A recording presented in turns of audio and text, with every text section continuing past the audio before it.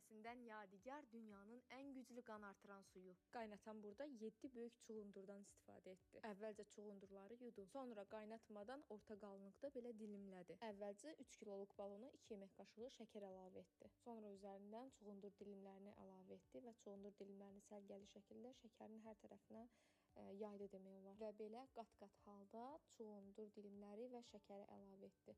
Hər laya 1 yemək qaşığı şəkər əlavə etdi. Hazırlandıqdan 36 saat sonra içə bilərsiniz və soyuducuda qalmalıdır təbii ki. Qeyd edim ki, şəkər xəstəsi olanlar içə bilməz. Hər səhər ac qarnına yarım stəkan içə bilərsiniz. Uşaqlara isə həkim məsləhəti ilə verə bilərsiniz. Qanı artıran ən güclü vasitə olduğu kimi damar genişlənməsi, qanın laxtalanması, ürək-damar xəstəlikləri zamanı da istifadə olunur. Tərkibində B qrupu vitaminləri, kalsium, kalium var və sümük və dişləri qüvvətləndirir. Və sizə məsləhətim bütün qan artıran vasitələri unuda bilərsiniz.